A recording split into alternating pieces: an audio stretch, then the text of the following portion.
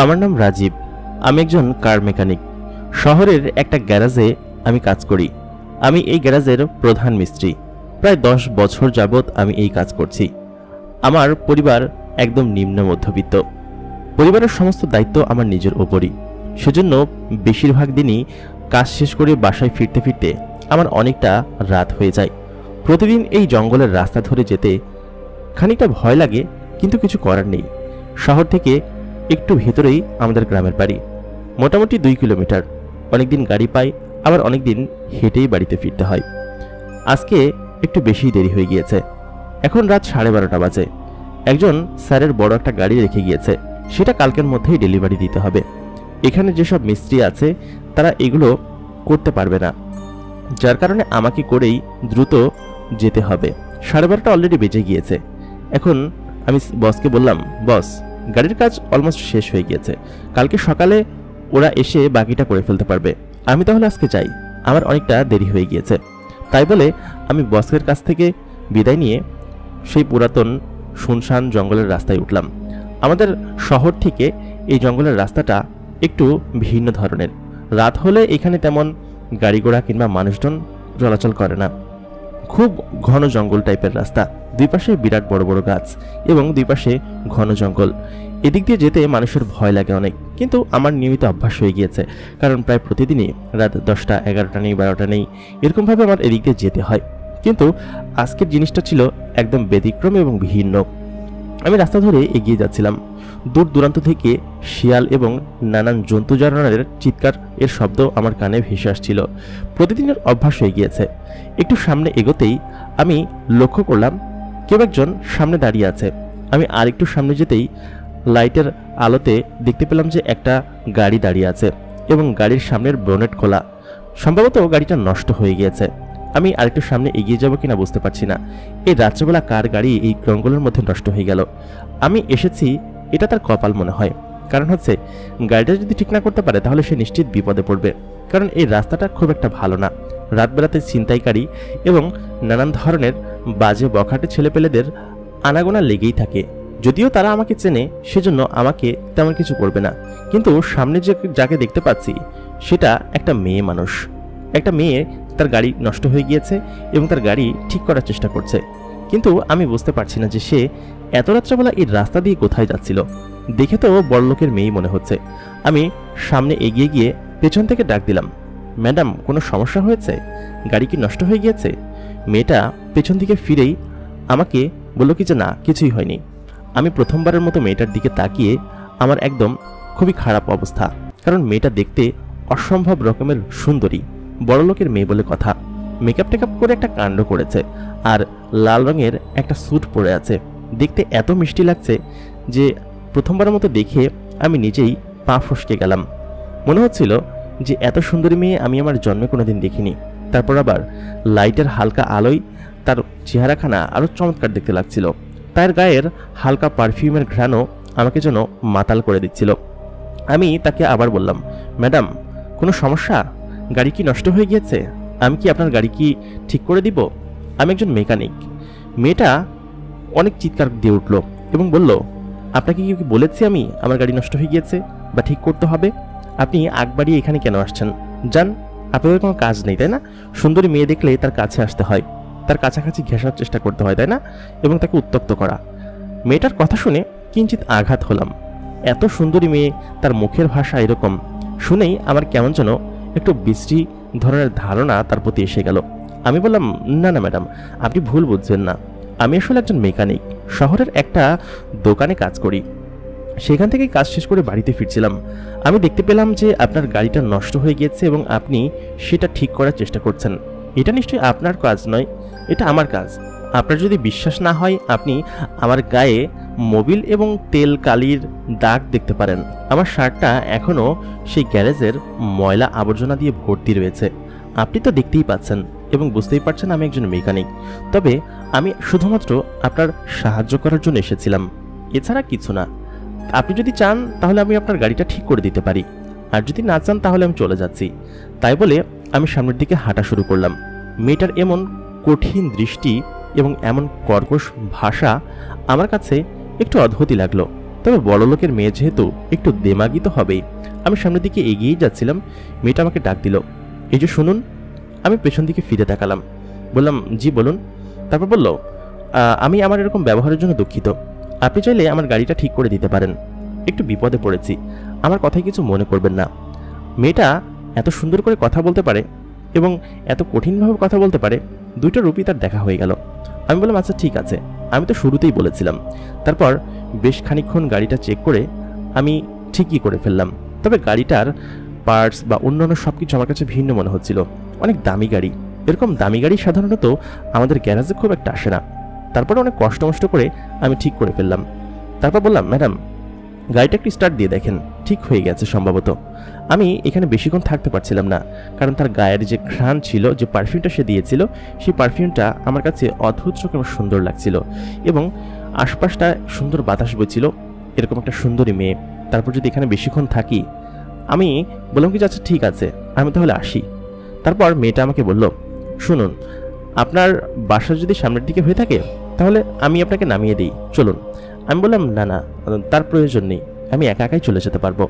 তারপর মেয়েটা আমাকে আবার বলল, সমস্যা নেই, আমি আপনার বাসা আপনাকে ড্রপ করে দিচ্ছি, আপনি উঠে আসুন। আমি মেয়েটাকে আবার বললাম, আমার গায়ে কি পরিমাণ ময়লা দেখেছেন, এই ময়লা নিয়ে আপনার এই দামি গাড়িতে উঠলে আপনার দামি গাড়িটা নষ্ট হয়ে যাবে, আমি হেঁটেই চলে যেতে পারবো, এখান থেকে খুব বেশি দূরে আমার বাসা নয়। মেয়েটা আমাকে কঠিন সুরে আবার বলল, আপনি কি গাড়িতে উঠবেন নাকি আমি চলে যাব? মেয়েটার এমন কঠিন সুর আমি স্কিপ করতে পারলাম না, আমি সাথে সাথেই গাড়িতে উঠে বসলাম। গাড়ি চলছিল, গাড়ির ভেতরের এসি আমার শরীরকে একদম ঠান্ডা করে দিচ্ছিল। এরকম দামি গাড়িতে এর আগে আমি কোনোদিন চড়িনি, আর এরকম দামি গাড়ি আমাদের গ্যারেজেও খুব একটা সাধারণত আসে না। আমি চুপচাপ বসেছিলাম। তারপর মেয়েটা গাড়ি চালাতে লাগছিল। সে আমাকে জিজ্ঞেস করলো, আপনি কি করেন? আমি বললাম, আমি শহরের একটা গ্যারেজে কাজ করি, সেটা তো আমি আগেই বলেছি। তারপর আমাকে জিজ্ঞেস করলো, পড়াশোনা করেননি? আমি বললাম, পড়াশোনা খুব বেশি একটা করতে পারিনি, এসএসসি পর্যন্ত পড়েছি, তারপরে ফ্যামিলির বোঝা আমার উপর চলে আসে। এরকম গল্প করতে করতে আমি আমার বাসার গলির কাছে চলে আসলাম। মেয়েটা আমাকে আমার বাসার সামনে নামিয়ে দিয়ে হুশ করে গাড়ি নিয়ে বেরিয়ে চলে গেল। আমি আমার বাসার গলির সামনে দিয়ে ভেতরে ঢুকছিলাম, ঠিক তখনই আমার মাথায় একটা জিনিস আসলো, আরে এই মেয়েকে তো আমি আমার বাসার ঠিকানা বলিনি বা আমি কোথায় থাকি সেসব কিছুই বলিনি, তাহলে সে এক্স্যাক্টলি আমার বাসার গলিতে কিভাবে নামিয়ে দিয়ে গেল? আর আমার বাসার গলিতে এত বড় গাড়ি ঢুকবে না, সেজন্য হয়তো এখানে ড্রপ করে গিয়েছে। আমি সেটাই বুঝতে পারছি না। আমার হঠাৎ করেই অদ্ভুত লাগতে শুরু করলাম, তো তাকে ঠিকানাই বলিনি, তাহলে সে আমাকে নামিয়ে দিয়ে গেল কিভাবে? এটা চিন্তা করতে করতে আমি দরজার কাছে গেলাম। দরজার কাছে গিয়ে দরজার টোকা দিলাম। মা নিশ্চয়ই এতক্ষণে ঘুমিয়ে পড়েছে। দরজা খুললো আমার মামাতো বোন রুমি। রুমি আমাদের বাড়িতেই থাকে। রুমির বাবা মা কেউই নেই, একটা কার অ্যাক্সিডেন্টে মারা গিয়েছে আরও 5-6 বছর আগে। আমার বাবা যখন ছিলেন তখনই তিনি ওনাকে নিয়ে এসেছেন এবং এখানেই থাকছেন। ওকে দেখলে আমার গা জ্বলে যায়, কারণ হচ্ছে ও কেমন যেন গায়ে আলানো স্বভাব। এত রাত পর্যন্ত জেগে থাকার কোনো দরকার আছে? আমি জানি মা এবং রুমি দুজনেই আমার ঘাড়ে চাপাতে চায় রুমিকে, মাও চাপাতে চায়, রুমিও চাপতে চায়, কিন্তু ওকে দেখলেই আমার গা ঝিনঝিন করে, কেমন বিরক্তি লাগে। আমি ওকে বললাম, এখন পর্যন্ত কেন জেগে আছিস? তোকে কি জেগে থাকতে কেউ বলেছে? প্রত্যেকদিন একটা বিরক্তিকর কাজ করিস, থাপ্পড় দিয়ে দাঁত খুলে ফেলবো। আমি কি তোকে বলেছি খাবার রেডি করতে? এখনো জেগে থাকতে? তুই ঘুমাতে পারিস না? তখন রুমি আমাকে বলল, না ভাইয়া, তুমি এত দেরি করে আসো, আমি সেজন্যই তোমার জন্য জেগে আছি, না হলে সব কিছু গোছাবে কে? আমি তাকে বকাঝকা করে নিজের রুমে চলে গেলাম। তারপর ময়লা কাপড়গুলো ছেড়ে গোসল করে এসে নিজের বিছানায় একটু গা এলাতেই খুব শান্তি লাগছিল। তখনই আমার মনে পড়ে গেল আজকে থেকে 7 বছর আগের ঘটনা, যখন আমাদের পরিবার একদম সুন্দর, সুশীল এবং খুব ভালো ছিল। আমার বাবা ছিল, আমার ছোট বোন, বড় বোন, ছোট ভাই, সবাই আমরা একসাথে কি সুখী পরিবার ছিলাম। আমার বাবার দোকানে একটা কারবার ছিল, সেই কারবার দিয়ে আমাদের ব্যবসা খুবই ভালো চলতো। তখন আমার বয়স 16 কি 17 বছর হবে, কমও হতে পারে। আমরা কত সুন্দরভাবে পড়াশোনা করতাম, সবাই একসাথে খেলাধুলা করতাম। কিন্তু হঠাৎ করে এমন কি হলো, নিয়তি আমাদের এমন একটা জায়গায় নিয়ে দাঁড় করালো। আমার বাবা হঠাৎ করেই অসুস্থ হয়ে পড়লেন। আস্তে আস্তে তার দোকানের ব্যবসাটা ডাউন হতে লাগলো। দোকানে বেশিরভাগ সময় আমি নিজে গিয়ে বসতাম, কিন্তু আমি আর কতটুকুই বা বসতাম। অনেকদিন মা যেত, অনেকদিন আমার বড় বোনও বসতো, তবে বড় বোনকে খুব বেশি দিন পাঠাতো না। বাবার হঠাৎ করেই ক্যান্সার ধরা পড়লো। তারপর এই বাবার ক্যান্সারের চিকিৎসা করতে গিয়ে আমাদের দোকানপাট বিক্রি করে দেওয়া লাগলো। জমি জমা যা ছিল সব বিক্রি করে দিতে হয়েছে, কিন্তু বাবাকে বাঁচাতে পারিনি। 1.5 বছরের ভিতরেই বাবা মারা গিয়েছিল। গরিব মানুষ যতটুকু ট্রিটমেন্ট করাতে পেরেছি ততটুকুই করিয়েছি, এর বেশি আমাদের দ্বারা সম্ভব হয়নি। তবে ডক্টর খুব বেশি একটা আশা দেয়নি আমাদেরকে। বাবা মারা যাওয়ার পরে তখন আমার বয়স সেই 16 কি 17 বছর মাত্র। আমি বেড়ে উঠেছি। এই বয়সে আমার পড়াশোনা করার কথা, আমি পড়াশোনা ছেড়ে দিলাম। তারপর আমার এক বড় ভাই আমাকে শহরের এই গ্যারেজে আমাকে একটা চাকরির ব্যবস্থা করে দিলেন। আমি এখানে চাকরি করতে লাগলাম গ্যারেজে। শুরুতে একটু কষ্ট হতো, কাজগুলো করতে পারতাম না, বেশি করে বকা শোনা লাগতো। মালিক আমাকে অনেক বকতো, কারণ আমি কাজ তেমন বুঝতাম না, আর আমার তেমন ভালোও লাগতো না। ওই সময়টা ছিল বন্ধুবান্ধব নিয়ে আড্ডা দেওয়ার সময়, কিন্তু সংসারের একটা বোঝা আমার কাঁধের উপর এসে পড়েছে। তারপর আর কি আস্তে আস্তে কাজ বুঝলাম, শিখলাম। তারপর একসময় গ্যারেজের প্রধান ওস্তাদ হয়ে গেলাম। এখন আমার কাছে গাড়ি সারা কোনো ব্যাপারই না, আমি যে কোনো গাড়ি চুটকি বাজিয়ে সারিয়ে ফেলতে পারি। প্রায় 8-10 বছরের অভিজ্ঞতা আছে আমার বলতে হবে। হঠাৎ করেই রুমি বলল, ভাইয়া খাবার রেডি হয়ে গিয়েছে, আসো খেয়ে যাও।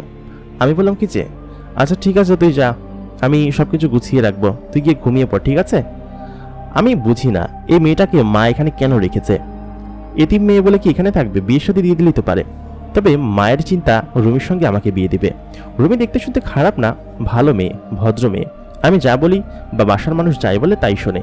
সাধারণত এরকম ভালো এবং ভদ্র মেয়ে পৃথিবীতে 2-1টা হয় না, কিন্তু এই মেয়েটা ভুলক্রমে হয়ে গিয়েছে এবং ভুল জায়গায় এসে পড়েছে। তবে আমার মাঝে মধ্যে মায়া লাগে ওর জন্য, আমার বেশিরভাগ সময় বিরক্ত লাগে। আমি দ্রুত খেয়ে দিয়ে ঘুমিয়ে পড়লাম, কারণ আগামীকাল 12টা বা 11টার মধ্যে আমাকে গ্যারেজে যেতে হবে। সাধারণত আমি সকালে ঘুমাই বেশিরভাগ, কারণ রাত্রে ফিরতে ফিরতে যে দেরি হয়ে যায়। আর সকালের কাজগুলো ওই ছোটোখাটো অ্যাসিস্ট্যান্ট মিস্ত্রি আছে ওরাই করে। আমি ঘুমিয়ে পড়লাম। পরের দিন সকালবেলা উঠে স্বাভাবিক নিয়মে আমি গ্যারেজে চলে গেলাম। সারাদিন হাড় ভাঙা পরিশ্রম করে আমি বাড়ির দিকে ফিরছিলাম। সেম একই ঘটনা। 11টা বাজে। দুই পাশ একদম নীরব, জঙ্গলের রাস্তা। আমি আস্তে আস্তে এগোচ্ছিলাম। আমি সামনের দিকে এগিয়ে দেখলাম সেই মেয়েটা গাড়ি নিয়ে সেখানে দাঁড়িয়ে আছে। আমি বুঝতে পারলাম না মেয়েটা গাড়ি নিয়ে এখানে কেন দাঁড়িয়ে আছে।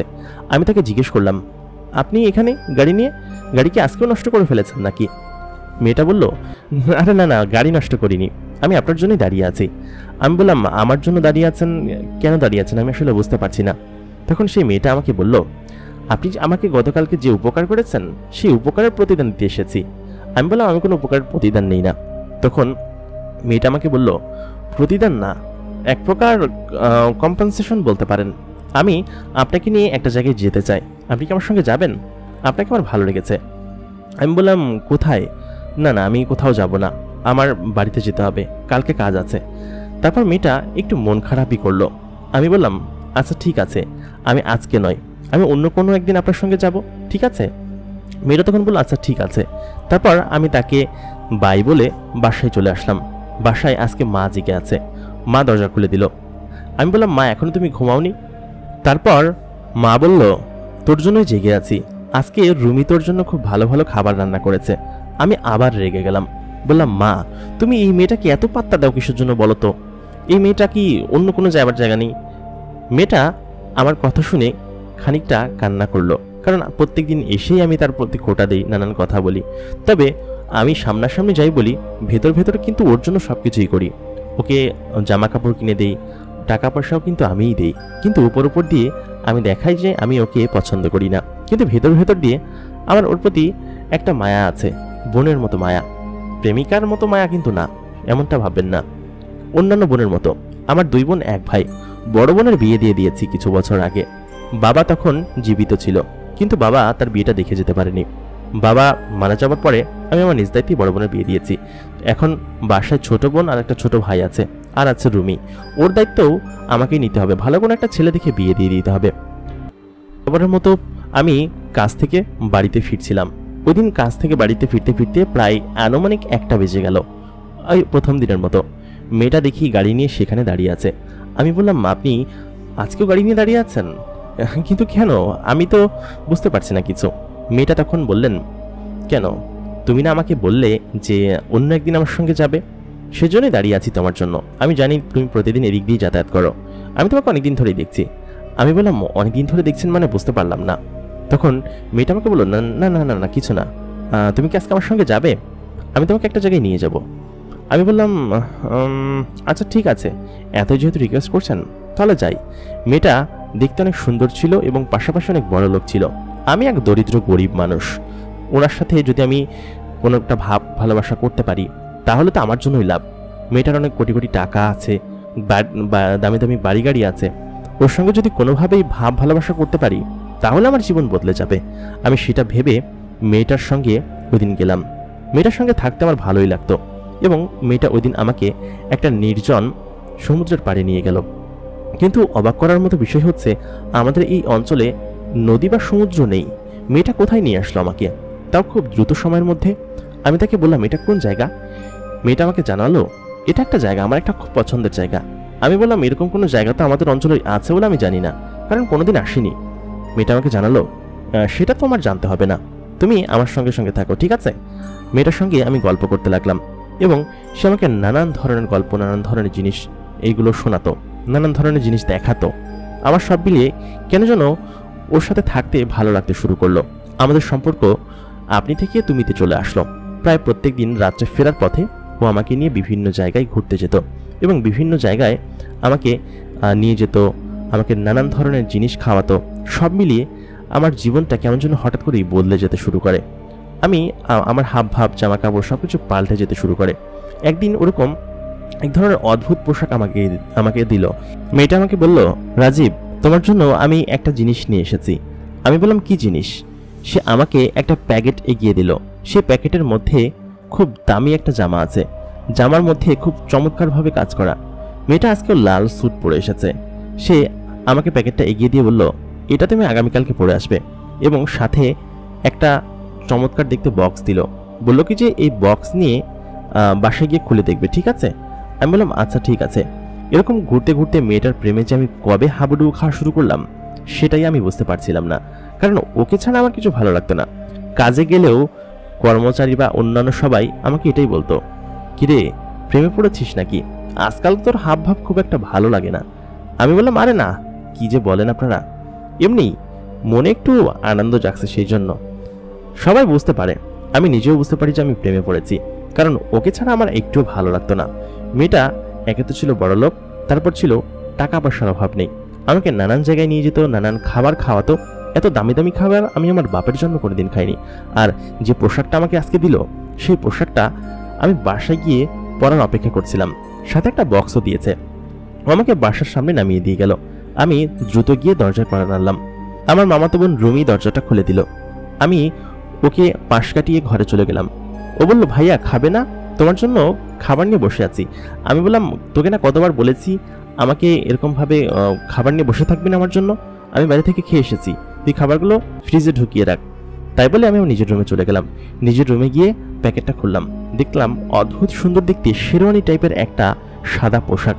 এত চমৎকার পোশাক আমি শুধুমাত্র মার্কেটে বা অন্যান্য জায়গায় দেখেছি, তারপর এত দামি পোশাক আমি দেখিনি। নিশ্চয়ই অনেক দামি হবে। আমি সাথে সাথে পড়লাম এবং যে বক্সটা দিয়েছিল সেই বক্সটা আমি খুললাম। বক্সের মধ্যে একটা অদ্ভুত সুন্দর ঘ্রাণের পারফিউম ছিল। আমি সাথে সাথে এই পারফিউমটা আমার গায়ে মাখলাম। এত চমৎকার ঘ্রাণ যে আমি নিজেকেই কেমন যেন মাতাল মাতাল মনে অনুভব করছিলাম। তারপর হঠাৎ করেই রুমি আমার ঘরে প্রবেশ করলো। বলল, ভাইয়া খাবে না তুমি? আমি জোড়াটা চিৎকার দিয়ে বললাম, রুমি তোকে কতবার বলেছি যে আমি খাবার না, বাড়ি থেকে খেয়ে এসেছি, দয়া করে এগুলো ফ্রিজে ঢুকায় রাখ, নাহলে ফেলে দে, না খাইতে পারলে ফেলে দে বাইরে। এরকম করে বলার পরে রুমি একটু মন খারাপ করলো, মাথা নিচু করে ফেললো। তারপর বললো, ভাইয়া তোমার ঘর থেকে একটা অদ্ভুত বাজে ঘ্রাণ আসছে, কিসের ঘ্রাণ এটা? আমি বললাম, বাজে ঘ্রাণ? এটা দেখ কত দামি একটা পারফিউম, কি সুন্দর ঘ্রাণ আসছে, আর বলছিস বাজে ঘ্রাণ? ছোট লোকদের এরকমই হয়, ভালো জিনিসের কদর করতে জানে না। তখন রুমি আমাকে বললো, না ভাইয়া সত্যিই বাজে ঘ্রাণ আসছে। আমি ফুফিকে ডাক দিই অথবা রাসেলকে ডাক দিই, ওরা দেখুক। তখন আমি ওকে কর্কশ ভাষায় বললাম, তুই এখান থেকে যাবি। তারপর রুমি চলে গেল, সম্ভবত কষ্ট পেয়েছে। এত কষ্ট করে মেয়েটা আমার জন্য রান্না করে রাত জেগে বসে থাকে, কিন্তু আমি মেয়ের সাথে এরকম বাজে আচরণ করি। যাকে যাইছে করুকা। পরের দিন সকালবেলা উঠে আমি গ্যারেজে গেলাম। আমি ওস্তাদকে বললাম, ওস্তাদ আজকে আমাকে একটু তাড়াতাড়ি যেতে হবে, 8টার মধ্যে আমাকে ছুটি দেন। তখন ওস্তাদ বলল, সত্যি সত্যি তুই প্রেমে পড়ছিস রে, এরকম তো জীবনে যাস না। আমি বললাম, না ওস্তাদ আজকে শরীরটা খারাপ লাগতেছে, মনে হয় জ্বর আসবে। তাই বলে মিথ্যা কথা বলে আমি 8টার মধ্যে বেরিয়ে গেলাম। বেরিয়ে আমি খুব দ্রুত বাড়িতে গেলাম, কারণ ওর আসার কথা 11টা-12টা বাজে। এর আগেও আসে না কখনো। কেন আসে না সেটা আমি কখনো জিজ্ঞেস করিনি, বা ওর বাসা কোথায়, কোথা থেকে এসেছে, এসব বিষয়ে আমি কখনোই জিজ্ঞেস করি না। আমি দ্রুত বাড়িতে গেলাম, বাড়িতে গিয়ে গোসল করলাম, তারপর পারফিউম দিলাম, ওই নতুন জামাটা পরলাম, পরে দ্রুত বেরিয়ে গেলাম। আমি মাকে বললাম, মা আমার ফিরতে একটু দেরি হবে, একটা জায়গায় যাচ্ছি, একটা অনুষ্ঠান আছে, তাই বলে আমি বেরিয়ে গেলাম। বেরিয়ে আমি সেই মেয়েটার জন্য অপেক্ষা করছিলাম, কিন্তু ও আগে থেকেই আমার জন্য এসে দাঁড়িয়েছিল। আমি কি অপেক্ষা করব? আমি ভেবেছি হয়তো আমি তাড়াতাড়ি চলে এসেছি, কিন্তু ও একটু সামনে দাঁড়িয়েছিল। আমি সামনে এগিয়ে গেলাম। ও আমাকে দেখে বলল, বাহ, তোমাকে দেখতে তো একদম রাজপুত্রর মতো লাগছে। একদম রাজপুত্র, আমার পার্সোনাল রাজপুত্র। ও আমাকে কাছে এসে জড়িয়ে ধরলো। প্রথমবারের মতো এরকম একটা জিনিস দেখে আমি খানিকটা লজ্জা পেলাম, কারণ এর আগে আমি কখনো কোনো মেয়েকে এরকমভাবে জড়িয়ে ধরিনি। আর ওর মতো এত সুন্দরী এবং বড়লোকের মেয়ে তো জীবনে প্রথমবার। ও আমাকে গাড়িতে বসালো। আজকে একটা ভিন্ন গাড়ি নিয়ে এসেছে, আগের গাড়িটা নিয়ে আসেনি। আমাকে নিয়ে ও রওনা দিল। একটা অদ্ভুত দেখতে জায়গায় গেল। সে জায়গাটা খুব সুন্দর এবং চারপাশে ফুলের বাগান। আমাকে নিয়ে বসলো। ও আমাকে বলল, রাজীব, আমি জানি তুমি অনেক গরিব এবং তুমি তোমার নিজের কারবার শুরু করতে চাও। আমি তোমাকে কিছু টাকা দিতে চাই, দয়া করে তুমি এগুলো নাও, এগুলো নিয়ে তুমি তোমার নতুন কারবার শুরু করো, ঠিক আছে? আমি ওকে বললাম, না না, আমি তোমার থেকে কোনো টাকা পয়সা নিব না। তুমি আমার সাথে মিশছো, আমার সাথে বন্ধুত্ব করেছো, আমার সঙ্গে আছো, এটাই অনেক কিছু আমার। তোমার কাছ থেকে আমি কোনোভাবেই টাকা নিতে পারবো না, এটা আমার কাছে খুব খারাপ লাগবে। আমি মনে মনে এটাই ভাবলাম, কিন্তু সঠিক বিষয় হচ্ছে গিয়ে আমার তো সত্যি সত্যি টাকাগুলোর প্রয়োজন ছিল। যদি পেতাম কত ভালো হতো, কিন্তু মুখের উপর থেকে আমি চাইতে পারি না, বা ও দিয়ে দিল আর আমি নিয়ে নিলাম, এমনটাও তো হতে পারে না। ও আমাকে জোর করে বলল কি যে, রাজীব, তুমি টাকাগুলো নাও, তুমি না নিলে আমি খুব কষ্ট পাবো।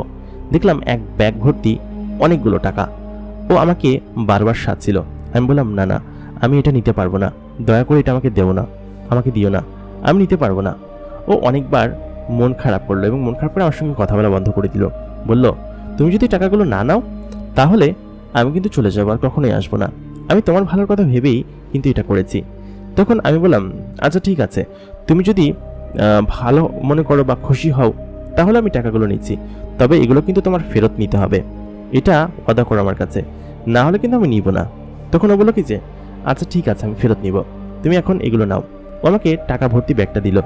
মিনিমাম 20 লাখ টাকার উপরে হবে, পুরো একটা ব্যাগ ভর্তি টাকা। এত টাকা আমি একসাথে জীবনে কোনোদিন দেখিনি।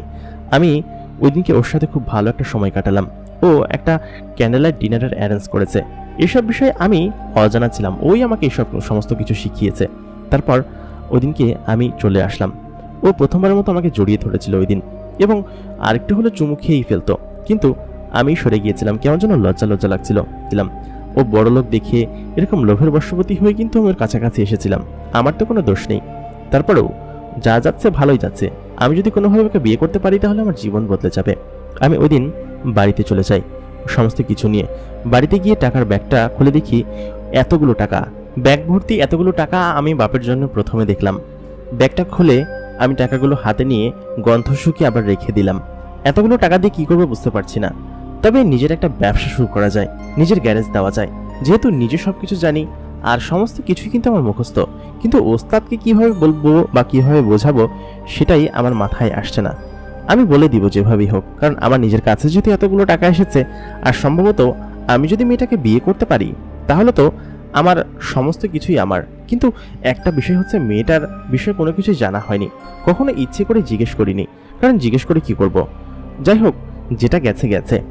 আমি পরের দিন সকালবেলা ঘুম থেকে উঠে কাজে গেলাম না, কারণ আমার নিজের কাছে এতগুলো টাকা চলে এসেছে, এখন কাজ করে কি হবে। আমি মাকে শপিং করে দিলাম, বাসার জন্য বেশ কিছু জিনিস কিনলাম এবং অনেক ধরনের কাপড় চোপড়, তারপরে নানান ধরনের জিনিসপাতি কিনে ঘর ভর্তি করে ফেললাম। মা বলল কি যে, কি রে, এত টাকা কোথা থেকে পেলি হঠাৎ করে? আমি বললাম, এসব বিষয় নিয়ে তোমার ভাবতে হবে না, তুমি চুপ করে থাকো। মা বলল, কোত্থেকে এনেছিস ভালো মতো বল। আমি বললাম, মা, তোমাদেরকে না জানিয়ে আমি একটা ডিপিএস খুলেছিলাম, সেই ডিপিএসের টাকাই ভেঙেছি। তারপর আমার ছোট বোন যে ছিল, ওর জন্য একটা বিয়ের সম্বন্ধ আসলো। আমি আর দেরি করলাম না, ওই দিন রাত্রেবেলায় ভালো ছেলে দেখে, মানে যে ছেলেটা ছিল সেই ছেলেটা খুব ভালো ছিল, তার সঙ্গে বিয়ে দিয়ে দিলাম। ওই দিন বিয়ে হয়ে গেল। এখন বাকি রইল মামাতো বোন রুমি আর আমার ছোট ভাই। ও তো সদ্যমাত্র ইন্টারমিডিয়েটে পড়ছে। একটা ব্যবস্থা হয়ে যাবে, কিছুদিনের মধ্যেই আমি আমার নিজের একটা গ্যারেজ শুরু করলাম। সব মিলিয়ে ব্যবসা কারবার খুব ভালোই চলছিল, খুব স্বাচ্ছন্দ্যেই আমার ব্যবসা কারবার চলছিল। হঠাৎ করেই মেয়েটা আমাকে একদিন বলল, রাজীব, তুমি আজকে আমার সঙ্গে একটা জায়গায় যাবে, আজকে রাতে, ঠিক আছে? একটা পার্টি আছে, পার্টিতে তোমাকে দাওয়াত দিয়েছি, তুমি আমার সঙ্গে যাবে, ঠিক আছে? আমি বললাম কি যে আচ্ছা ঠিক আছে, সমস্যা নেই, তুমি যা বলবে তাই করব। একটা পার্টিতে, এরকম বড়লোকের পার্টিতে জীবনে কোনোদিন যাইনি। আজকে ওই জামাটা পরে যাব। সেদিনকে ও আমাকে যে জামাটা দিয়েছিল।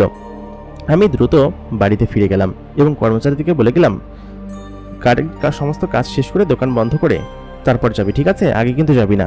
আমি সন্ধ্যার মধ্যে বাসায় ফিরে গেলাম। বাসায় ফিরে আমি গোসল করলাম, তারপর সেই জামা কাপড়গুলো পরলাম এবং রাত্রের অপেক্ষা করতে লাগলাম। রাত কোনোভাবেই যেন গভীর হচ্ছিল না, কারণ রাত গভীর না হলে তো ও আসবে না। আমি অনেকবার দেখেছি 10টা-11টার পর ছাড়া ও আসে না, কিন্তু কেন দিনে আসে না আমি সেটাই বুঝতে পারছি না। তারপর আমি অপেক্ষা করতে করতে প্রায় 11টা বেজে গেল। আমি উঠলাম, উঠে মাকে বললাম, মা, আজকে হয়তো আমি ফিরবো না, তোমরা ঘুমিয়ে যাও, ঠিক আছে? আমার মামাতো বোন রুমি বলল, ভাইয়া কোথায় যাচ্ছ? শুনে আমার রাগ হয়ে একদম গা জ্বলে যাচ্ছিল। আমি বললাম, তোকে কি বলে যেতে হবে আমি কোথায় যাচ্ছি? রুমি আমাকে মনে মনে পছন্দ করে সেটা আমি জানি, কিন্তু আমাকে কিছু বলে না। আমি দ্রুত ওইখান থেকে বেরিয়ে গেলাম। তবে রুমি ঠিকই বুঝতে পারছে আমি নিশ্চয়ই কোনো মেয়ের সাথে মেলামেশা করছি, কারণ এরকম মনে ফুর্তি শুধুমাত্র মেয়েদের সাথে মেলামেশা করলেই হয়। অন্যান্য মেয়েরা বুঝতে পারে ওর মনটা খারাপ দেখি আমি, কিন্তু তাতে কিছু আমার যায় আসে না, কারণ আমি ওই মেয়েটাকে ভালোবাসি, বড়লোক ওই মেয়েটা। আমি সামনে এগিয়ে গেলাম সেই ঘন জঙ্গলের ওই রাস্তাটাতে। আমি দেখলাম আজকেও গাড়ি নিয়ে আসেনি, একা একাই দাঁড়িয়ে আছে। আমি বললাম, কি ব্যাপার, আজকে গাড়ি নিয়ে আসো নিচে? ও আমাকে জানালো, আজকে হেঁটেই যাব, গল্প করতে করতে যাব, কি বলো? আমি বললাম, আচ্ছা ঠিক আছে, চলো। আমি এবং ও দুজনে হাঁটতে লাগলাম সামনের দিকে, গল্প করতে করতে সামনের দিকে এগোচ্ছিলাম। একটা ঘন জঙ্গলের রাস্তা দিয়ে সে যেতে লাগলো। এই জঙ্গলের রাস্তায় আমি এর আগে কখনো যাইনি। এটা একদম জঙ্গলের ভেতর পর্যন্ত চলে গিয়েছে। এই জঙ্গলটা অনেক বেশি ঘন, সাধারণত এদিকে কোনো মানুষের বসবাস নেই। আমি ওকে বললাম, এদিকটায় কোথায় যাচ্ছ? তোমাদের বাড়ি কি এদিকে? ও কোনো কথা বললো না, বললো, এত কথা না বলে আমার পেছন পেছন আসো। আমি লোকমুখে শুনেছি এই জঙ্গলের মাঝমাঝ বরাবর নাকি একটা পুরাতন কবরস্থান আছে। সেই কবরস্থানে মানুষজন যেতে ভয় পায় দিনের বেলাতেই, সন্ধ্যার পরে এদিকে আর কেউ আসে না। একটা ইটের সোলিং মার্কা কাঁচা রাস্তা, এই কাঁচা রাস্তার ভেতরে ওদের বাড়ি। সম্ভবত হয়তো বাংলো টাইপের কোনো ফরেস্ট বাড়ি হবে, এরকম অনেক শুনেছি। বড় লোকদের যে কত শখ থাকে। আমি ভেবেই নিলাম যে জঙ্গলের মধ্যে হয়তো একটা বাংলো বাড়ি আছে, বাংলো প্যাটার্নের বাড়ি, যে বাড়ির মধ্যে ওরা হয়তো পার্টি টাটি করে, বড়লোক মানুষ আসে। তবে আমার ভয় লাগছিল এটা ভেবে যে এখানে কত বড় বড় মানুষ আসবে। আমরা হাঁটতে হাঁটতেই সামনে একদিকে এগিয়ে আসলাম। কিছু দূর যাবার পরে হঠাৎ করেই জঙ্গলের জন্তু জানোয়ার এবং নানান ধরনের ভয়ানক সব জীবজন্তুর শব্দ বেড়ে গেল। আমি লোকমুখে এর আগে শুনেছি যে এই অঞ্চলে নাকি এরকম অনেক ধরনের জন্তু জানোয়ারের শব্দ শোনা যায়, এবং পুরাতন কবরস্থানের কাছাকাছি যখন আসলাম বিষয়টা আরো বেশি গভীর হতে লাগলো। প্রায় 1 ঘন্টার উপরে আমরা হাঁটছি, কিন্তু কোনোভাবে সেই বাড়ির কাছাকাছি পৌঁছাচ্ছি না। এত ভেতরে চলে আসলাম কিভাবে? তারপর বাড়িতে পৌঁছাচ্ছি না। আমি ওকে বললাম, আর কত দূর? আর এখানে আমার একটু ভয় লাগছে। আমি একজন পুরুষ মানুষ, আমার এত ভয় লাগছে, কিন্তু ও একজন মেয়ে মানুষের কোনো ভয় লাগছে না। ওর চোখে মুখে আমি কোনো ভয়ের চিহ্ন দেখলাম না। আর ও একা মেয়ে মানুষ এতগুলো বাজে রাস্তা পার করে কিভাবে মেন রাস্তায় আসলো আমি সেটাই বুঝতে পারছি না। ওর একটুও ভয় লাগছে না। আমি সেটা দেখি বা কিঞ্চিত বিস্মিত হচ্ছিলাম। আমি বললাম, তোমার একটু ভয় লাগছে না? আমি তো ভয় পাচ্ছি। ও বলল, ভয় কিসের বোকা, তুমি আমার সঙ্গে আসো, এই জঙ্গলে আমরা ছাড়া আর কেউ থাকে না। আমি বললাম, আমরা ছাড়া আর কেউ থাকে না মানে? তখন ও বলল, কিছু না, চলো। তারপর খানিকক্ষণ এগিয়ে পুরাতন কবরস্থানটা যখন পার হলাম, কবরস্থানের হালকা একটু সামনেই দেখলাম বিরাট বাংলো প্যাটার্নের একটা বাড়ি। জঙ্গলের বুক চিরে বসে আছে সেই বাড়িটার বাইরে থেকে দেখতে অনেক পুরাতন এবং জরাজীর্ণ লাগে, কিন্তু যখনই ভেতরে প্রবেশ করলাম, ভেতরের পরিবেশ এত চমৎকার, সম্পূর্ণটা মার্বেল কোট দিয়ে বাধাই করা, সব মিলিয়ে যেন একটা স্বর্গ। ভেতরে চকচকে আলো জ্বলছিল, কিন্তু একটা জিনিস দেখে আমার একটু ভয় লাগলো। কারণ হচ্ছে জঙ্গলের ভেতরের মধ্যে এত বড় একটা বাড়ি, তার মধ্যে ইলেকট্রিসিটি কোথা থেকে আসলো? যদিও আগুনের কোনো কিছুই জ্বলছিল না, একটা ইলেকট্রিসিটি জ্বলছিল, তবে সেটা স্বাভাবিক কোনো বাতি আমার কাছে মনে হলো না। এরকম বাতি আমি আমার জীবনে কোনোদিন দেখিনি। অন্ততপক্ষে শহরে অনেক জায়গায় গিয়েছি, অনেক বড় লোকের বাড়িতে বসেছি, কিন্তু এইরকম বাতি আমি কখনো দেখিনি। একটা পাথরের মধ্যে থেকে বাতি আলো বের হচ্ছে, কি এমন জিনিস? কিছুক্ষণের মধ্যেই দেখতে পেলাম আশপাশে হঠাৎ করে মানুষও ভরে গেল। আমি যখন এসেছিলাম তখন একজন মানুষও ছিল না। মুহূর্তের মধ্যেই আমার চারপাশে 20-30 জন মানুষও ভরে গেল। তারা একে অন্যের সাথে কথা বলছিল, গল্প করছিল এবং একে অন্যের দিকে চাওয়াচাই করছিল। হঠাৎ করেই সেকেন্ডের মধ্যে এত মানুষ কোত্থেকে চলে আসলো, অন্তত পক্ষে আমি তো দেখব, কিন্তু দেখলাম না আমি কিছু। আমি দেখতে পেলাম উপরে দোতলা থেকে একটা মেয়ে নেমে আসছে, পাশে আমার সেই মেয়েটা যাকে আমি পছন্দ করি, ও নেমে আসছে ওর বান্ধবীর সঙ্গে। ওর বান্ধবী দেখতেও অসম্ভব রকমের রূপবতী। দুজনে নেমে আমার কাছাকাছি আসলো।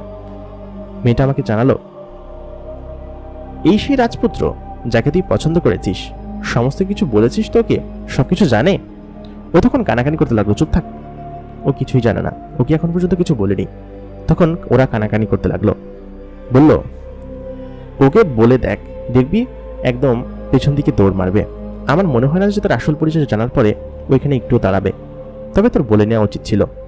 ওরা এরকম কিছু একটা কানাঘুষা চলছিল। আমি বললাম, কি বলে নেওয়া উচিত ছিল? ও তখন বলল, না না কিছু না, তুমি এনজয় করতে থাকো, পার্টি ঘুরে ফিরে দেখো, আমি আসছি। তারপর ও চলে গেল। আমি একটা গ্লাসে লাল ধরনের একটা শরবত নিয়ে খেতে লাগলাম। শরবতটা ছিল খুবই মিষ্টি এবং এখানে খুব চমৎকার চমৎকার সব খাবারের আয়োজন করা হয়েছিল। আমি নিয়ে খেতে লাগলাম, কিন্তু পুরো পার্টিতে আমার সেই প্রেমিকাকে আমি কোথাও দেখতে পেলাম না, যার সঙ্গে আমি এখানে এসেছি। সে এদিক ওদিকে আমি অনেক খোঁজাখুঁজি করার চেষ্টা করলাম, কিন্তু পুরো পার্টিতে ওকে কোথাও দেখলাম না। হঠাৎ করেই খাওয়া দাওয়া শেষ করে আমি যে গ্লাসে যে শরবতটা পান করছিলাম, সেই শরবতটা নিয়ে হঠাৎ করেই আমার সামনে একটা আয়না পড়লো। সেই আয়নার মধ্যে আমি নিজেকে দেখছিলাম ঘুরে ফিরে, খুব চমৎকার লাগছিল দেখতে। কিন্তু আমি পেছন ফিরে দেখতে যাব, দেখলাম পেছনে অনেক মানুষ, কিন্তু আয়নায় কাউকে দেখা যাচ্ছে না। এটা দেখে আমি ভীষণ ভয় পেয়ে গেলাম। কি, আয়নায় কাউকে দেখা যাচ্ছে না আমাকে ছাড়া, কিন্তু পেছনে তো প্রায় 30-40 জন মানুষ হবে, তাহলে কাউকে দেখা যাচ্ছে না কেন? আমি সমস্ত আয়নাটা ঘুরিয়ে দেখলাম, কাউকেই আয়নায় দেখা যাচ্ছিল না, আমি ব্যতীত। আমি ভীষণ ভয় পেয়ে গেলাম, আমার গলা শুকিয়ে আসলো। আমি কি করব কিছু বুঝতে পারছি না। আমি আবার বারবার করে দেখতে লাগলাম। তারপর আমি আমার সেই প্রেমিকাকে খুঁজতে লাগলাম, পেয়েও গেলাম। আমি তাকে বললাম, শোনো শোনো, ওদের কাউকে আয়নার মধ্যে দেখা যাচ্ছে না, ওরা কারা? আমি কাঁপা কাঁপা কণ্ঠে এগুলো বলতে লাগলাম। তারপর আমি আয়নার দিকে আবার তাকিয়ে দেখলাম, শুধুমাত্র আমি ব্যতীত আমার সেই প্রেমিকাকেও দেখা যাচ্ছে না। আমি ভয়ে সাথে সাথে ছিটকে পড়ে গেলাম। বললাম, আপনারা কারা, আর আমি কোথায় আছি? আমি সাথে সাথে দেখলাম ওইখানে যতজন লোক ছিল সমস্ত লোকেদের চেহারা আস্তে আস্তে পাল্টে যেতে লাগলো এবং তারা কালো কুষ্ঠিত এক ধরনের হুডি পরা জন্তুতে পরিণত হলো। তাদের হাতে বড় বড় নখ, এবং তাদেরকে দেখে আমি শিওর হয়ে গেলাম যে এরা নিশ্চয়ই কোনো মানুষ নয়, এরা নিশ্চয়ই কোনো জিন জাতি হবে। কারণ জিনেদের ব্যাপারে এর আগে আমি পড়েছি, জেনেছি এবং শুনেছি, জিনেরা দেখতে এরকমই হয়। তারপর আমি যখন আমার সেই প্রেমিকা এবং তার বান্ধবীর দিকে তাকালাম, দেখলাম তাদের চেহারাও হঠাৎ করে পাল্টে যেতে লাগলো। তারা অদ্ভুত এক জন্তুতে পরিণত হয়ে গেল, যাদের চেহারা ভয়ঙ্কর রকমের কুষ্ঠিত, কালো এবং গায়ে অদ্ভুত রকমের লোম। হাতের নখগুলো অনেক বড় বড় এবং প্রত্যেকটা জিনের মাথায় দুটো করে শিং গজানো। বিষয়টা দেখে আমি ভয়ে চিৎকার দিয়ে উঠলাম। তারপর অনেক জোরে চিৎকার দিয়ে সেই ঘর থেকে বেরিয়ে আসলাম। বাহিরে বেরিয়ে চারিদিকে শুধুমাত্র জঙ্গল আর জঙ্গল, কোথাও কোনো আলো নেই। আমি চিৎকার দিতে দিতে সামনের দিকে এগিয়ে যেতে লাগলাম, কিন্তু কোথাও কোনো সুরাহা পাচ্ছিলাম না, কারণ এই জঙ্গলের মধ্যে এর আগে আমি কোনোদিনই আসিনি। আমি সারা রাত ভরে সেই জঙ্গলের মধ্যে এদিক ওদিক করতে লাগলাম। আমার মনে হচ্ছিল আজকেই মনে হয় আমি মারা যাব। আমি সেই ভাঙা কবরস্থানের মধ্যে এসে পৌঁছালাম। ঘুরে ফিরে আবার সেখানেই চলে এসেছি। আমি হঠাৎ করে সেন্সলেস হয়ে গেলাম। তারপর আমার যখন চোখ খুলল, তখন রাতের 3টার কাছাকাছি হবে। আমার সঠিক খেয়াল নেই বা আমার কাছে ঘড়িও নেই যে আমি বলতে পারবো কয়টা বাজে। কতক্ষণ অজ্ঞান ছিলাম আমি তাও জানি না। আমি উঠে আবার দৌড়াতে লাগলাম এবং চিৎকার করতে লাগলাম। আমার পরিপ্রেমিকা পেছন থেকে আমাকে ডাক দিচ্ছিল, কিন্তু আমি সেটার অগ্রাহ্য করে আমি সামনের দিকে এগিয়ে যেতে লাগলাম। অবশেষে ফজরের আজান আমার কানে ভেসে আসলো। তারপর আমি জোরে ছুটতে ছুটতে অবশেষে রাস্তায় এসে পৌঁছালাম। যখন ফজরের আজান দিল, তখন পেছন থেকে সে ডাকটা বন্ধ হয়ে গেল। আমি সাথে সাথে বাড়িতে পৌঁছে অজ্ঞান হয়ে গেলাম। আমার মা বলল, কি হয়েছে? আমি বললাম, কিছু না। কিছু একটা দেখে ভয় পেয়েছি। আমার দুনিয়া যেন ওলটপালট হয়ে যেতে লাগলো, কারণ আমি তো তাকে ভালোবেসে ফেলেছিলাম। সে যে এরকম একটা জিনিস বা এরকম আমার সঙ্গে ধোকা দিবে আমি সেটাই বুঝতে পারছিলাম না। কেন সে আমাকে ধোকা দিল? আমার তাকে খুব বেশি ভালো লেগেছিল। জীবন প্রথমবার কার প্রেমে পড়েছিলাম, কিন্তু প্রথমবারই আমি এত বড় ধোকা খেলাম। তারপর মাঝখানে 3-4 দিন সময় কেটে গেল। আমি সবসময় রুমের মধ্যে একা একা বসে থাকতাম। তারপর একদিন প্রায় মধ্যরাতে আমি গ্যারেজ বন্ধ করে বাড়িতে ফিরছিলাম, কারণ আমার বাড়িতে থাকতে ভালো লাগতো না। আমার কেমন যেন খারাপ লাগতো, গ্যারেজেও ভালো লাগতো না। হঠাৎ করে একটা ভাঙা হৃদয় নিয়ে আমি এরকম ভাবে ঘোরাফেরা করছি। আমি চুপচুপ করে রাস্তার কোণা দিয়ে হেঁটে আসছিলাম। হঠাৎ করেই সেই মেয়েটার গাড়ি দেখতে পেলাম, যে মেয়েটাকে আমি ভালোবাসতাম এবং যে একটা আশরাফুল মাকলুকাত নয়, সে ভিন্ন জগতের প্রাণী। সে আমাকে দেখে বলল কি যে, দয়া করে আমাকে ভুল বোঝো না, আর আমাকে দয়া করে আমার সাথে একটু কথা বলো, এভাবে চলে যেও না।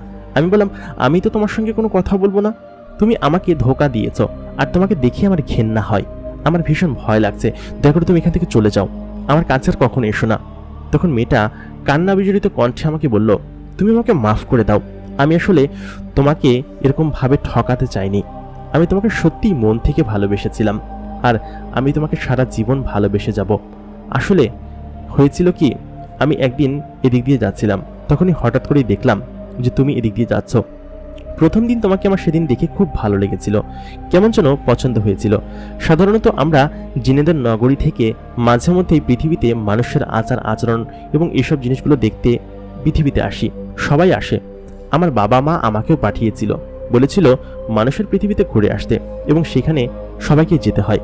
তো আমি প্রথম যেদিন এসেছিলাম, তারপরে আমি অনেক জায়গায় অনেকের সাথে ঘুরেছি, অনেক মানুষকে দেখেছি মানুষের বেশে, কিন্তু বেশিরভাগ মানুষই না আমার রূপ দেখে আমাকে খেয়ে ফেলে, আমার সাথে বাজে আচরণ করে, আমাকে টিচ করে, আমার সাথে খারাপ জিনিস করার চেষ্টা করে।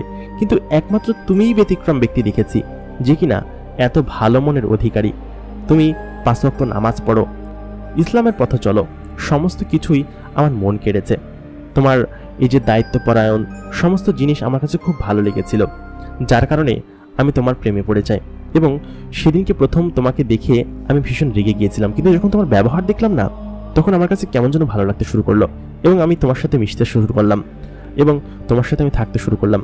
এবং কখন যে তোমার প্রেমে পড়ে গিয়েছি, আমি সত্যিই তোমাকে প্রচণ্ড পরিমাণ ভালোবেসে ফেলেছি।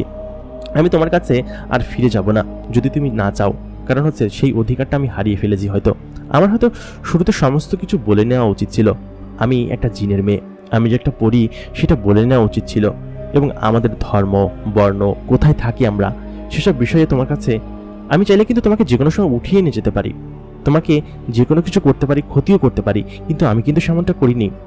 আমি কিন্তু তোমাকে ভালোবেসেছি, যার কারণে তোমার প্রতি সবসময় আমি সহানুভূতিশীল ছিলাম। এর আগে যারা আমার সাথে খারাপ আচরণ করেছে, যারা আমার সাথে নানানভাবে বাজে কাজ করার চেষ্টা করেছে, তাদের কিন্তু আমি একদম মজা দেখিয়েছি, অনেককে পঙ্গু করে দিয়েছি, কিন্তু শুধুমাত্র তুমিই একমাত্র ব্যতিক্রম ব্যক্তি যাকে আমার এত ভালো লেগেছে। দয়া করে আমাকে ফিরিয়ে দিও না, তুমি যদি চাও আমি তোমার কাছে আর কোনোদিন আসবো না। এই কথা শোনার পরে আমিও কান্না করতে লাগলাম, ও তো কান্না করছিলই। ও তখনও মানুষের বেশি আমার সামনে ছিল, সে সুন্দরী মেয়ে, একটা লাল স্যুট পরা। আমি ওকে বললাম, দোষ তো শুধু তোমার একার না, দোষ তো আমারও আছে। আমিও বড়লোক দেখে তোমার প্রেমে হাবুডুবু খাচ্ছিলাম, ভেবেছিলাম হয়তো তুমি আসলে তোমার সমস্ত সম্পত্তি আমার হয়ে যাবে। তোমার প্রেমে যদি আমি পড়ি, বা তুমি যদি আমার প্রেমে পড়ো, আমরা যদি বিয়ে করি, তাহলে অনেক টাকা পয়সার মালিক হয়ে যাব। আমিও তো খারাপ কাজটাই করেছি তোমার সাথে, তোমাকে ধোকা দিয়েছি, কিন্তু এতটুকু সত্য যে আমি তোমাকে মন থেকে ভালোবেসেছি। নিজের অবস্থানের পরিবর্তনের জন্য করে হলেও আমি তোমার কাছে এসেছিলাম, কিন্তু তবু আমি তোমাকে ভালোবেসেছিলাম। কিন্তু এখন আর হয়তো ভালোবাসতে পারবো না, কারণ হচ্ছে আমার তোমাকে দেখলে কেমন যেন ঘৃণা হয়, আমি পারবো না সত্যি। তখন সে বলল কি, আচ্ছা ঠিক আছে। সে অঝরে কান্না করে যাচ্ছিল মেয়েটা। আমি ওকে বললাম, কান্না করো না, তুমি এখান থেকে চলে যাও, আর কখনোই এসো না।